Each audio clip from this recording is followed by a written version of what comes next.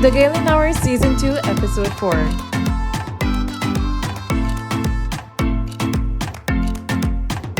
Crime and Violence in Belize.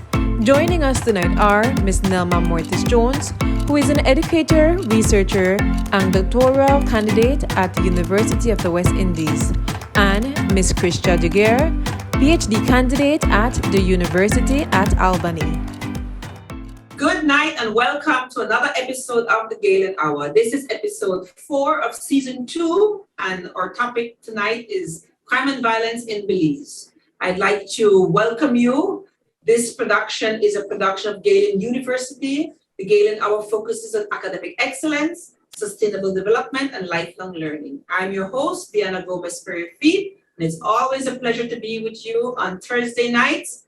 We're now airing at 7:30, and thank you for joining us. We have 2 fantastic guests with us tonight, and I will introduce our guests as soon as we return from our short break. Stay with us, and welcome to another episode of the Galen Hour.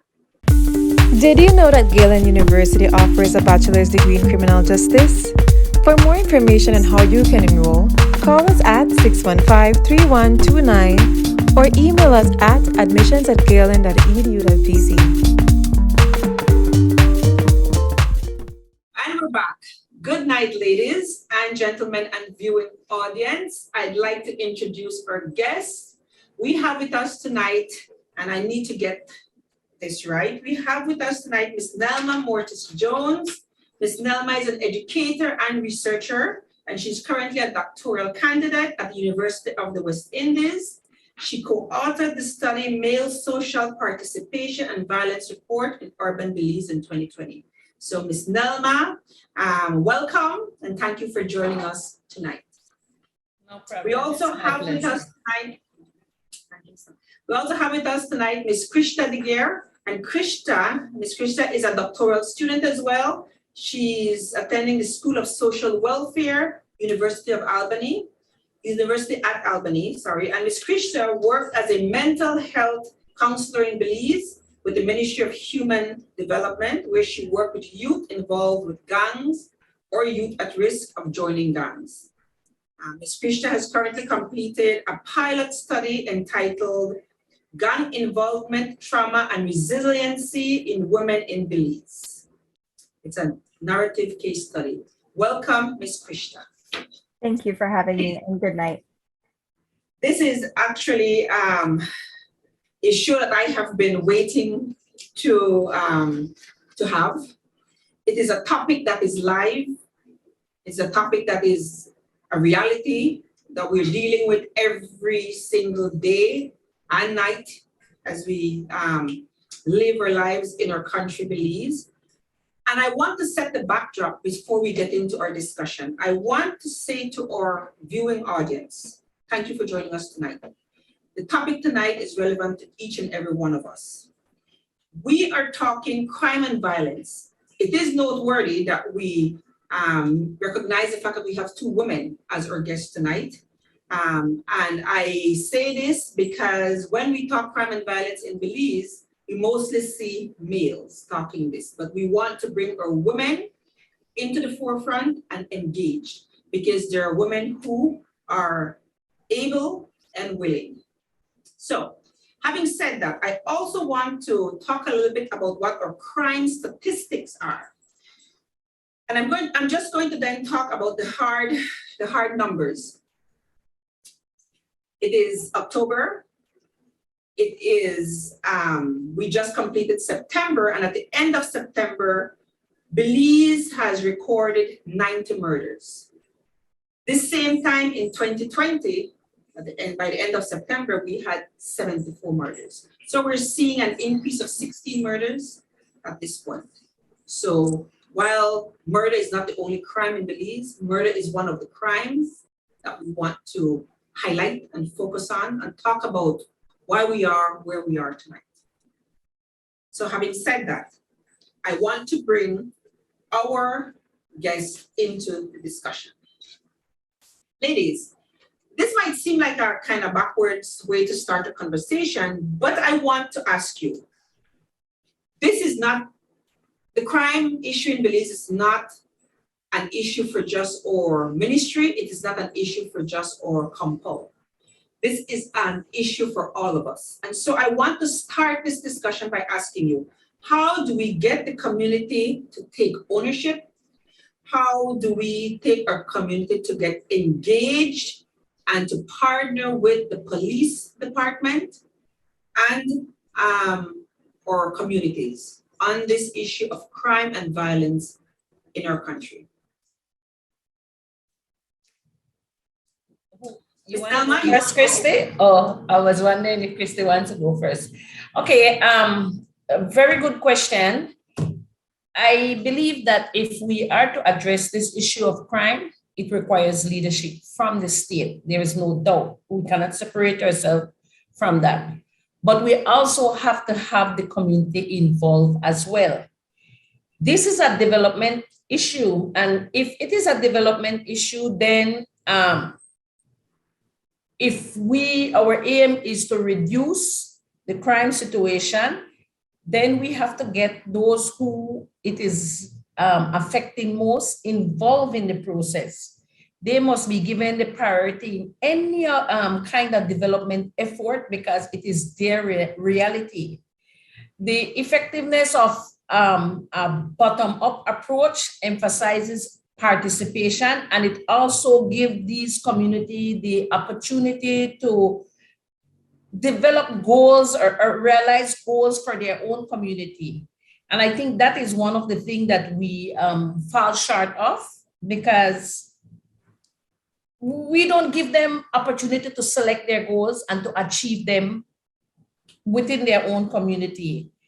If we utilize such an approach, then the community, this will ensure that the community takes ownership, they have commitment, and they have accountability to whatever project or initiative you have within their community. On the contrary, though, one of the problems we often do is this top-down approach. I believe we really have to take a serious examination and look at it. The top-down planners usually think they have the solution to poverty, and they frame it like as though it's an engineering problem that they can solve. And they simply pull things down from top to bottom and look for solution rather than focus on the specific problem of the poor or the people who are being affected, if I'm speaking of poverty. And the big drawback with that is that they keep trying to achieve the same objective, the same goal year after year, even though they failed several times. So that is something that, and then again to that, is that we set these lofty goals. I'll say we, because I am in the middle management somewhat. We set these lofty goals, and then there is nobody who holds us accountable. However, if we turn it around and take an approach, a funnel up approach, then the people who are being affected by whatever initiative will have, they can be accountable and committed to what it is they're doing. I don't know if Krista can add to that. Okay, yes. Do you have anything? Absolutely. Community involvement is so needed in establishing programs and intervention programs in the community.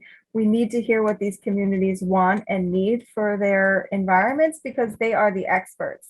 I want to build a little bit on what you said about community, but we need to address two significant issues in our communities. Poverty, right? You touched upon this. The capacity of a community to fight back against violence is diminished as the result of poverty. When we're focused on where our next meal comes from, we don't have the mental energy or space to say, let me stand up for my community and fight against this violence. As well as community level trauma. Trauma impacts the broader community. Things like limited economic opportunities, lack of social services, poor housing conditions, prevalent violence, traumatizes our entire communities. And in Belize, we see this, right? Data from the Belize City Community Counseling Gang Assessment found a pervasive mistrust for programs developed to target gangs because lack of sustainability. So the communities are not buying into these programs because previously they've seen programs, introduced to them and taken away. So there's not that trust because there's not that partnership, as well as battling trauma and community poverty. We must work with communities to develop programs that are both needed and sustainable. Very good. Ladies, you've said a mouthful. We've just started. I'm hearing that our society and our communities would be willing to partner, but there needs to be trust, attention to poverty, and there needs to be inclusion and not just this top-down. Right. So definitely, yeah. So, and what we're experiencing in our communities, in our city, across our country, because we've seen, while Belize is a hotbed of murder and violence, and maybe this might be true to inner cities and to bigger cities, and for our country, Belize is our big city. We're also seeing this spread more to Cayo, and there has been an increase in violence and murders in the Cayo district. I'm not speaking to the rest of the districts, but we're seeing more happening in Toledo. So this is no longer just a Belize City issue, this is a countrywide issue. So we have to find a way to partner, and it has to be public-private partnership that happens. And I think we've acknowledged that, but we have, based on what you're saying, acknowledged that at the root of the issues is not just the fact that people want to commit crime, but there's trauma, there's poverty, and there's a lack of trust. And those might not be the only reasons. Okay, so we've kind of started there. And I want to then ask you. Ms. Diane, I need to inject here because I heard you saying that Belize City, yes, it is the epicenter of the murder. And when there is that kind of velocity of murders, then there is increase in security and suppression. And if you have increase in security and suppression, I can tell you that it's just like you have a cup of water and you drop some big boulders in it, the water will spill and roll over. Simple physics. And that is one of the reasons why we see the violence being spread in other areas that never used to have violence, because the young men are moving away from the suppression and that heavy-handed policing, and they go to other areas to what we say, to live. But we need to understand two things. Remember, when we speak about Belize City, we are speaking about urban violence. When we speak about Cayo is the next biggest urban center. So we will see the increase in figures there because of the size of these locations, and they are more urbanized centers. Now, one of the things that we need to understand when we are looking at murders, we have to understand that once it is occurring within an urban space, one of the biggest reasons for that is scarcity of resources. And if you have scarcity of resources and you don't have the right central political authority to address that, which means the policing, which means the criminal justice system, and all of these other services, then we will have these repercussions, and we will never see crime go down unless these are strong enough. We have weak central political authority, plus the fact that there is scarcity of resources in these urban spaces, which speaks to the poverty that you adhere to before. Thank you for injecting that, Nelma. So this also brings us to the point of talking about state of emergencies. We've seen when there's a hike and a spike in murders, particularly in Southside, we'll hear call for a state of emergency for certain sectors or parts of Southside. What does this do for people? I mean, you kind of alluded to straight out said some of what's causing why, the other districts are seeing a spike, and because some of our young men are running from the suppression. But what does a state of emergency really achieve? It gives me as a resident a sense of a little bit more sense of security, but what does it do for the communities and the men and women in these communities? In pandemic, like the current one we are going through, we expect murders and gangs to decrease in the first 12 months before the gangs adjust. And this is because of two security advantages. First, we have restricted movements across the country, which forces gangs to try and live off their war stock or their savings or whatever they have. But once that is finished, then there will be another repercussion to that. And secondly, we know that government has the will and the power to force against civilians. And this makes, this is like a break for civil society, because during pandemics, everybody's preoccupied with their own safety, including the gangs, no doubt.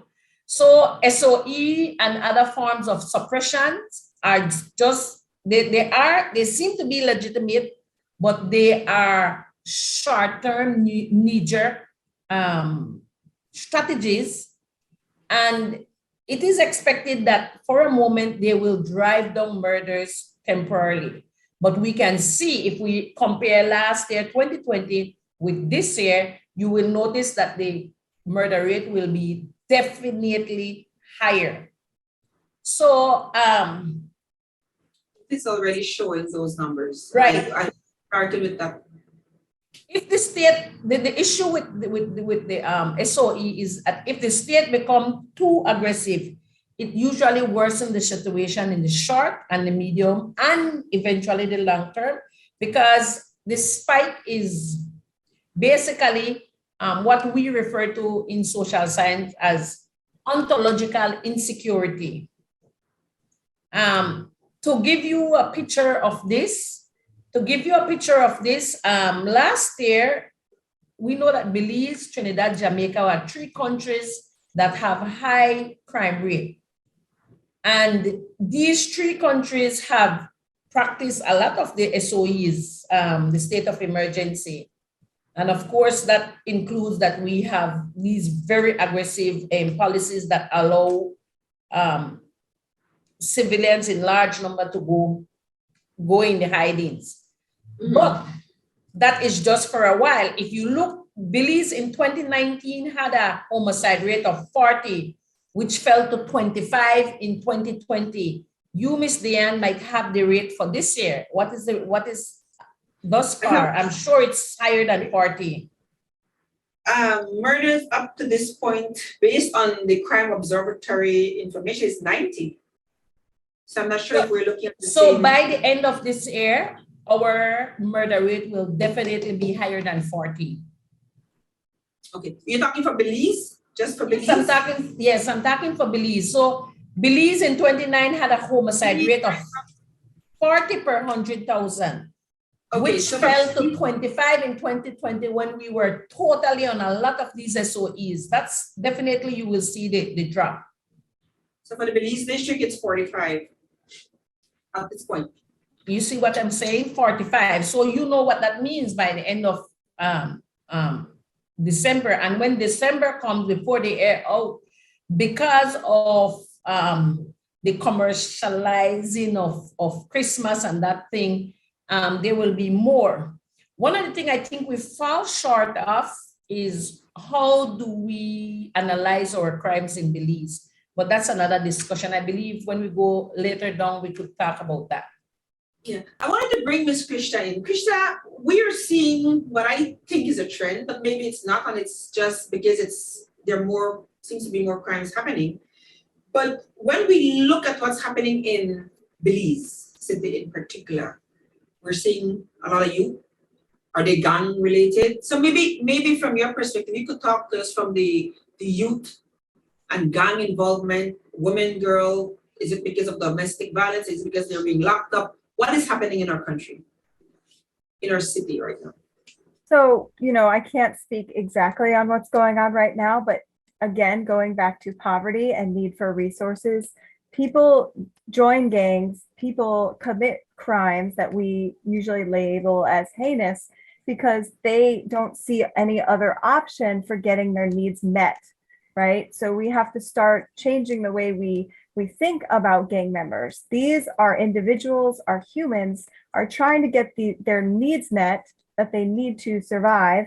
And, for some reason, whatever socially is going on in their country, in their city, they're not getting their needs met by legitimate means. So they turn to the gangs where the gangs do provide whatever they need. So, definitely, I suspect we're going to see a lot more gang involvement from this pandemic because there's even less opportunities for employment, less opportunities to make a living or a survival in other means.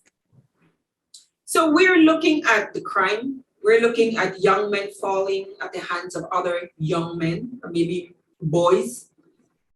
And you're both basically saying this is a result of or a side effect of poverty, lack of resources,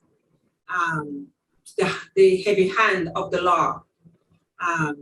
Is that what you're saying? Because we've seen, I mean, our whole country has been shocked, traumatized, and absolutely at the point where this has gone too far. When we've seen two of our young, promising young men fall prey to what we think is senseless murder. What is senseless murdering? So who are these young boys who are committing these crimes? That's for me or for Ms. Kish? Okay, your question is you're asking who are these young boys who are committing these murders. Peace is built on neurobiological and socioeconomic health. And I think that's what Ms. Prish, my counterpart was trying. I'm not getting your name, sorry. But if these two things are not in place, are not balanced, does not have the homeostasis that life requires of it, we will have problems. No food, no shelter, poor sense of hope and security. I will definitely kill you. These two things work hand in hand with each other. Now, when we had the first murder of the Dwayne, the young man Dwayne, a couple of the gang members went and took the media. And I know the public was irritated because they are to be blamed for an innocent person to have died. What we need to understand is that what in Belize, and this goes to your next question, Ms. Diane, in Belize, what is happening on our street is explained or theorized as feud. Feud for scarcity of resources, quote unquote, we hear beef, these guys having beef against each other and so forth. When the two rival gangs struggle with each other and they see they can't go anymore, what they would do is take up their murder, because it begins with, I shoot you, you shoot me. I shoot, you shoot back too. That's the next level. I shoot two, you shoot three. And then we raise it to another level. But when the gangster realize that this is no longer effective among their warring faction, they take it up to another level where they use children, elderly, and women as triggers. And even though they're being hurt, it's a psychological warfare, because if I hurt your elder, your kid, your dad, that, that's supposed to send a more serious message to you. And that is what explains what is happening on our street. And the profile, if and maybe my colleague there could give you a better profile of gangs. Who are they? What are they made of? A lot of them have some serious psychological and some serious socioeconomic health issues. A lot of it has become now neurobiological. Wow.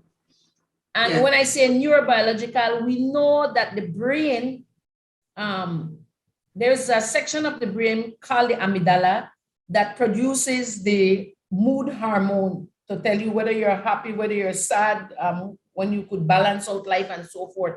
A lot of these kids are now born, because they come from violent community, the ability for the brain to secrete that hormone to regulate them is minimized. And unless we have strategies, and my colleague can speak to this fact now because she has the background in that area, to intervene with these young people, then we are fighting a losing battle. So we are in deeper than those of us with the greener eyes, Right. We think it's not just what we see young men, they're so evil, and maybe there's a level of evil now introduced, but their issues are deeper. Krishna, you can weigh in on the gun issue and how, the mentality of a gun member and what creates what they do. Absolutely. So going back to witnessing violence in the community, it has been linked to the development of PTSD, post-traumatic stress disorder. Exposure to community violence also leads to individuals taking on aggressive behaviors.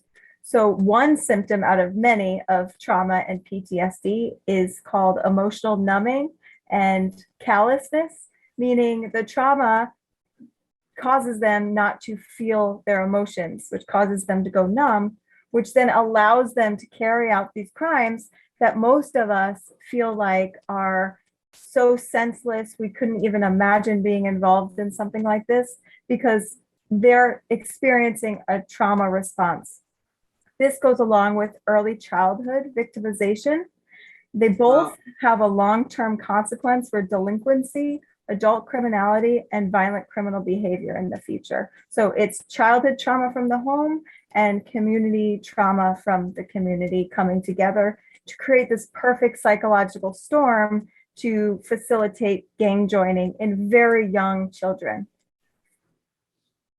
Yes.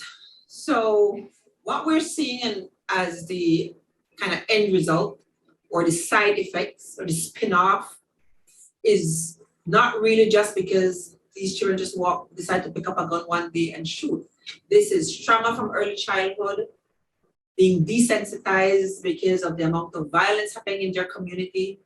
Because we would look and say, oh my God, why do these young men have no value for life? But it's easier said than understood. Because if you really look at all of what you all have pointed out, this is a bigger issue than what the police department can handle. On that note, ladies, we'll take our second break, and when we come back, we'll talk a little bit more about male versus female as gang members and a bunch of other very interesting topics related to crime and violence in our country. Galen University Film and Media School is offering a new master's class in script writing for video. Classes will be held on Saturdays from 9 o'clock a.m. to 12 o'clock noon from October 30th to December 11, 2021. For more information on how to register today, email admissions at admissions@galen.edu.bz or call us at 614-6415. Welcome back to the Galen Hour. We are talking with Ms. Nelma Jones, Ms. Nelma Mortis Jones, and Ms. Krista DeGeer, and we're talking crime and violence in Belize. We just ended our first segment talking about what's happening on the streets. We want to now look at the demographics, what what does one of our criminals look like? We see young people, we talk about gangs, but what really is what do our young people look like?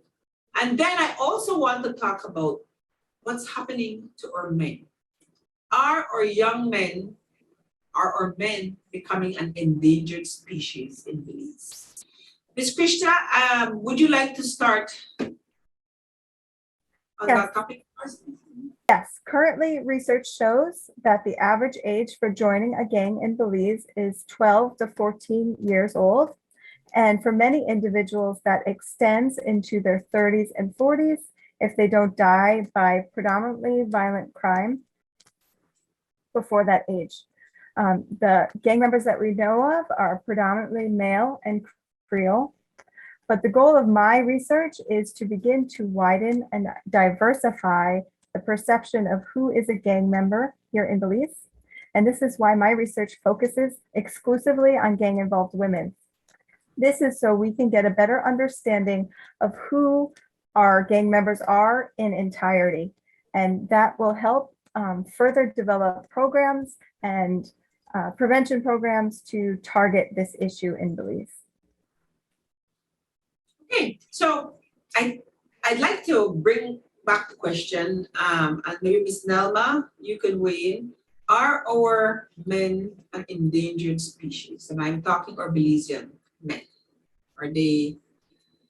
Every time we hear statistics on crime, and if I look back to 2019, if we had 134 murders, 117 are male. If we have 102 murders, 91 are males. So when you look at the ratio of male to female, we're losing our young men fairly rapidly every year.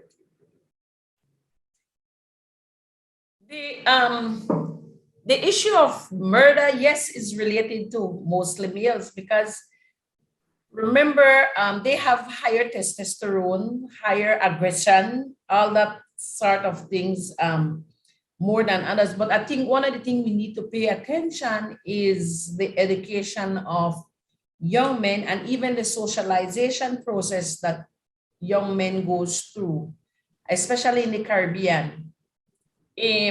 One of the things that stimulated me to look at the male social participation and violence in urban Belize, which then turns out to this book here, like Bushfire, is when I was teaching at high school, I recognized that our boys were troubled, trouble within families.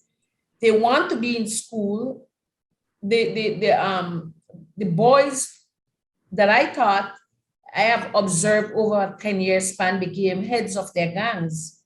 And they were brilliant boys. So let us don't fool ourselves and don't think that these leaders of these gangs are not intelligent men. However, it's a matter of opportunity, an opportunity from childhood. And the whole idea of ontological security, if we are honest, we can look at even where fundings are placed for development issues. They are for more children and women as opposed to anything for male. Tell me what is out there, what organization, what exists to support males in their upbringing, in their growing up. I recognize that as a high school teacher, and that was one of the reasons why I was motivated to carry out this study. And I know that my boss then, my supervisor back then, was the one who we were struggling with our male students, and he was the one who pointed it out to me and said, what is there out there to support male? Are there any programs specifically for males? And even in homes and in families, if there is scarcity of food, the girls will be fed and the boys will have to go out and fend for themselves. If boys do not have structures in place because of their biological makeup, remember they have more aggression, there is more to them than us. even how our brain are being wired. Then they will go out and fend for themselves. It's if the brain doesn't have structure, it will revert back to Survival. the days of the caves. Yeah, it's the survival of the fittest almost. Right. And so that was that is basically where we speak to when, or what we're speaking to when we say so. Now, while I think I heard Krisha speaking about the age range, Belize, we have a higher primary school, how should I say, access to education. And we are almost 96% having that age group in school.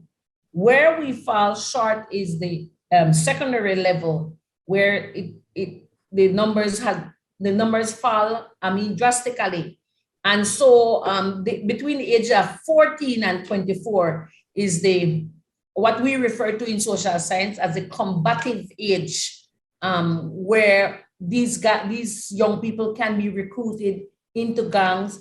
As I said before, a lot of it is biological, neurological. And these young men are in that growth spurt where they're searching for identity, which I'm sure Krisha can speak more about. So those of us who are frontline workers, who are service providers, we ought to know and understand everything about the human development before we can put programs and things in place and so forth. And if we are not careful, society has deteriorated, and we don't have definite answers, but we have to design and go along until we get something that works and that we can reduce our aims of poverty and reduce the gang recruitment. Yes, that's a lot. And what is coming through loud and clear here for us tonight is that this is not a job just for a police force. We watch a couple, Chester Williams, trying along with his police force. There are times when our residents do not agree with what they see happening on the streets. We believe we're seeing a lot of roughing up, but at the same time, our residents also want to feel safe. And so there is this pull and push because they're trying to keep the nation and the communities feeling safe. At the same time, they're dealing with trauma, gangs, young men who from the onset in life never had the opportunity to be anything other than what they are now. And so education, human services, all of the departments, then economic development. I believe I heard a prime minister on the morning show recently talking about efforts being made to bring income earning opportunities into our south side communities and the communities where that's being ravaged by violence and guns. And so we do know our government is working. To us who are here experiencing and seeing the crimes, it might seem as if they're not doing enough. So I ask both of you, ladies, what can our Ministry of Home Affairs, what can our police department do differently? Adopt the philosophy of community policing. Simple.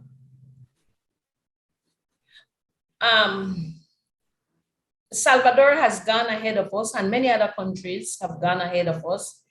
And there are existing research to show that using suppression, solely suppression, is not enough to curb the murder rate. It is counterintuitive. We cannot continue preaching that. However, we have to also understand when there is not resources expended into the human development side of things, then the police takes the blunt of the ridicule, because the police seems to be the only department that is fighting the cause, and the police become the face of the state. And that shows a kind of bankruptcy in our governance in terms of we do not have system thinking, or if we have it, we are just not getting it right. Because if you are going to do poverty reduction, then there has to be a balance in terms of the line ministries and how these line ministries will collaborate and who will be responsible for what to get the job done. But for the most part, in Belize, the police seems to take the blunt and the head of everything. And I guess it's to prevent civil war to a large extent. And we also have to look on the welfare of the police, because these police are overworked. They work extended hours. They work under gruesome conditions. They become sick. They become suicidal. There is a lot of, it is so counterproductive. We may not have the answer that can be given right here in a forum like this. But as I said, if we are going to fight this cause, there has to be leadership from the government side, but we also have to involve the community, and we have to fill those gaps that are absent, like the socio-economic aspect. I'm glad to hear, I think I heard the Prime Minister to myself speaking to the fact that more opportunities for income will be more focused. And it's not only south side, it's Belize City, because on north side of Belize City, we tend to do this demarcation. But on the north side of Belize City, there are some pockets of poverty-stricken communities. So that is a good call. I remember when Cisco Construction took the cause on himself and did a pilot program, and I know a lot of us did not pay attention to it, but the crime rate had fallen. Yes, for offering economic opportunities for economic engagement for our men does result in a change and improved behavior, if I can put it that way. I'm listening to you, Nelma and Krishna, and when we look at our police department, yes, we do have female policewomen. We've never had a female compound. When we look at the Ministry of Home Affairs, we have a minister and a CEO. I don't believe we've ever had a female Minister of Home Affairs or a female CEO in the Ministry of Home Affairs. As women in Belize, we give birth to these men. We raise these boys into men. So we play a huge role in their discipline or lack thereof. Why is it that a woman has not held that position as chief compal minister in charge of the ministry that looks after reducing crime and securing our country and our people? So if I may, I'll jump in on this one. Gender dynamics is really important in my research, focusing on women. And I think there's a lot of things at play here in this question. One being gender stereotypes. Just looking at my participants, they were able to identify, they told me, Miss, no one locks us up because they don't think we're gang members. We get to walk away from a scene. The police tell us just to go home because they don't see us as even capable of being real gang members. Now, relating to your question, I think crime has been traditionally viewed as a male's issue, whether it be on the side of fighting crime or on the side of what a criminal is. So I think that most likely has something to do with not seeing a woman in charge. But also, I want to make a note that gender is not indicative of how we handle social issues. Education, experience, ethics and compassion are very important in leadership, right? So although you do bring up a good point, fathers and mothers both raise children, right? So we have to ask, how are the men in these positions able to handle dealing with this issue when they also raise sons that go on to do this? If I can inject, we have lots of single parent families in Belize. Yes. And so we have lots, I would want to think lots more situations where it's a mother who's the mother and father in families, and they're running the homes and taking care of the children as best as they could. Yes, but the absence of the parenting from the father is the part in which we see what could the fathers be doing. So I just don't want to place this conversation just on the mothers, but maybe these boys from single parents, what is the absence of the father doing in their development? You know, so just not putting it on the gender issue, but definitely viewing what is going on in this country that we have not had this female leadership. I think I'm glad Krisha said that she doesn't want to put this as a gender issue. So that's like putting the finger on the pulse. Why? Because what's the issue right now? It's males. And you, Miss Diane, just rightly said that we raise our boys. So some of us raising these monsters that people call quote unquote monsters? That's not my way of thinking of them, but I'm just saying people refer to them as monsters. So it is not a gender issue per se. Yes, we know that children that grow up with both parents are far more stable and it's a better environment for them, but it's not necessarily to put any kind of gender agenda to this particular cause. While women have strength in our society, we have a bulk of women getting more educated now. I just finished my thesis and there was a new insight from my study, which I wasn't aiming towards finding this out, and it came out in my study, where it is showing that the females on Southside have opportunity to access tertiary education as opposed to their counterparts, the males. Now that's dangerous.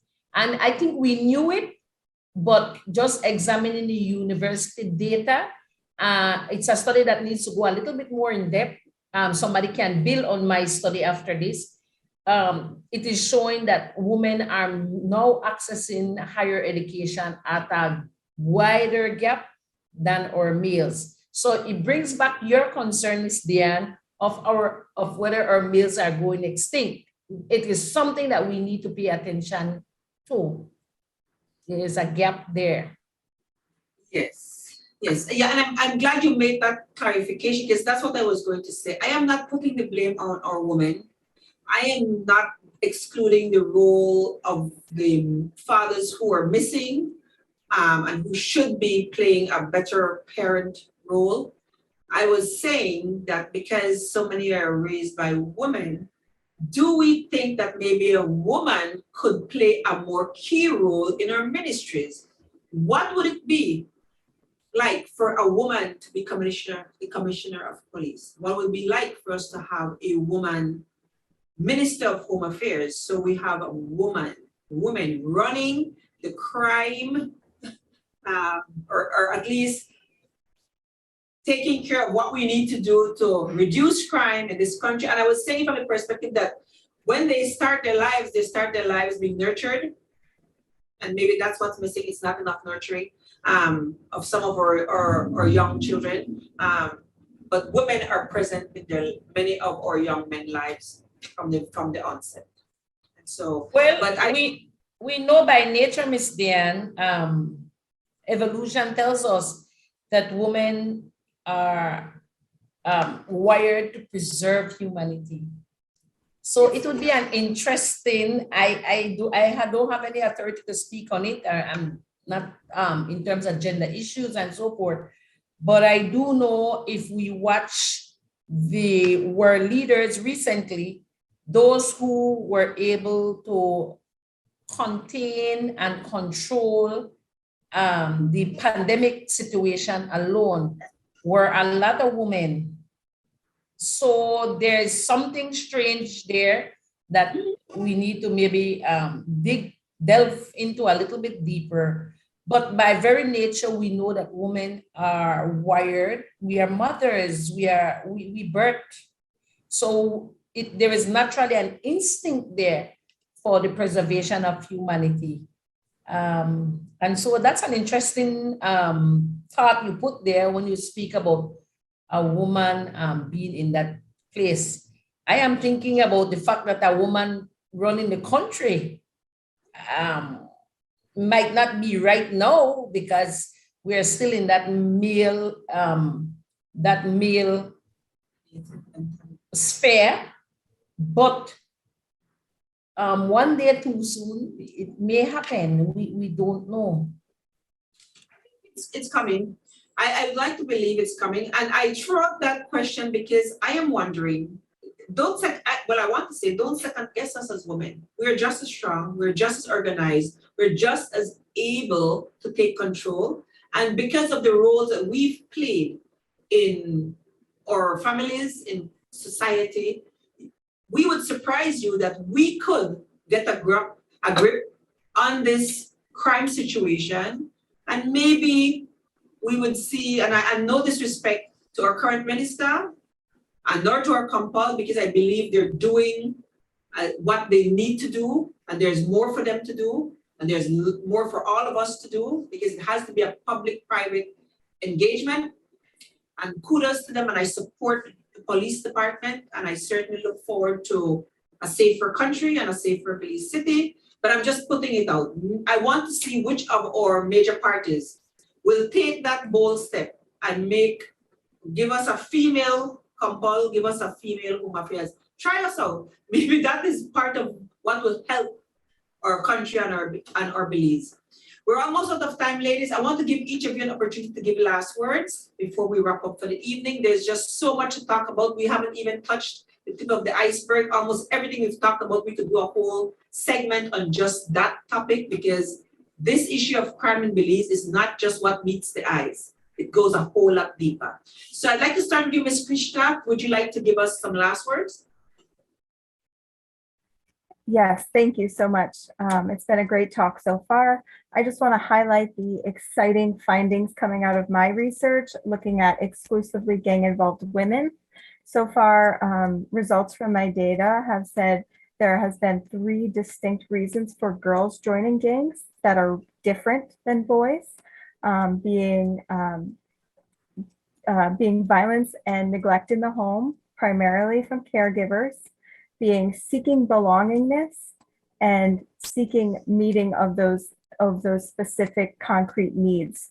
So these are different than what has been found in boys in the community gang assessment, which was those specific needs, revenge and monetary means. So boys often join gangs to meet monetary needs, but jobs are not there. So I just want to give a heads up that there's exciting findings coming out of our women that many people don't even know exist. You know, I've had many people approach me and say, what do you mean there's girls in gangs? What do you mean women are involved? So it's a very exciting time for research and exploring this demographic of our gang-involved individuals.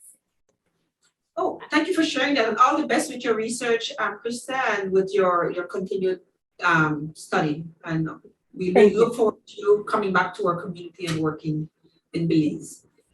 Thank you. Ms. Nelma, congratulations. I want to give a little added something to Krishna's. Well, I don't know, her research is picking up, but I do know when we did our research and we used some unique methodology, and we had this peer methodology where we interviewed adolescents, and we found out that when we think that females they're not at the forefront of gangs, but they are in the background. They are the ones who take weapons into the club. They are the ones who lure other men into war and so forth. So our research did pick up some of those issues that women play in terms of their role in those communities. So interesting that you are bringing that out. I will await to see that. Very good research. We need to do more of that kind of research added to what has already existed out there. With that said, Ms. Diane, I want to say that the one simple solution for me in terms of dealing with our gang situation, which I must say gangs and poverty is not the cause of gangs. But I can say that it is a spill-off of that situation there. And until we can provide more communities that people have basic food, shelter, and a sense of hope and security, we will then calm down our communities. That is the formula to address. Provide people with ontological security. We cannot speak that enough. We have agreed, a group of us have agreed that we have to keep pressing that message forward, and that will help to dry up the pool, keep our boys in school, keep our boys in school, keep our boys in school, whatever it takes. And that will help to dry up the pool that the older gangsters tend to recruit from. Thank you, Ms. Nelma Mortis-Jones. Thank you, Ms. Krista Deguerre. Ms. Nelma was saying congratulations on completing your thesis. I know you're an adjunct faculty at Galen University, and we're happy to have you part of our Galen family. Ladies, I think there was just so much valuable information shared tonight. There's just so much more we could talk about, but I'm hoping that our viewing audience are a little bit more informed about what is causing crime and violence in our country. It is not just what meets the naked eyes. There's a whole lot more going on. And so to understand this situation, we need to then understand what is fueling the situation. I want to commend Galen University for taking up this cause. This is what the university is supposed to be doing. The university is a change agent, and having these kind of discussion, these panel discussions and the sharing of research is an excellent idea. So I commend yourself and the Galen University for this effort. I thank you on behalf of our provost, Dr. Cynthia E. Aird. As far as I know, this is a brainchild of our provost. And I am really happy that we've gotten it started, and I hope that Galen Hour goes on for a long time. It does serve a vital purpose. So we thank you, and we look forward to more discussions like this, and we really wish you well with all that you're doing. We'll take another break, and when we come back, we'll do a wrap-up. Galen University Film and Media School is offering a new master's class in script writing for video. Classes will be held on Saturdays from 9 o'clock a.m. to 12 o'clock noon from October 30th to December 11, 2021. For more information on how to register today, email admissions@galen.edu.bz or call us at 614-6415.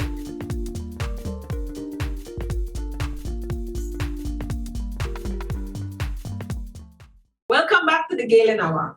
We're wrapping up. We had an excellent conversation with Ms. Nelma Mortis-Jones and Ms. Krista Deguerre, women who are involved in research on violence and crime in our country. They've looked at women involvement. They've looked at the involvement of men. They talked about why we're seeing what we're seeing on our streets. They don't have all the answers. But what we do know from what they've shared with us tonight, it's more than what meets the naked eyes. Our Ministry of Home Affairs, our Minister, Kareem Musa, and our Commissioner, Chester Williams, have their hands filled. This is a job for all of us, all of our government ministries, all of our private sector, and our communities. We want to say to our young men, yes, put the guns down. we do understand and recognize that this is more than just murder for the sake of murder. The issues are deeper. And as a community, we believe we can tackle this and take it on. So I thank you for listening to another episode of the Galen Hour. The Galen Hour is a product of Galen University. It focuses on academic excellence, sustainable development, and lifelong learning. See you here next Thursday at 7:30 p.m. Good night and thank you.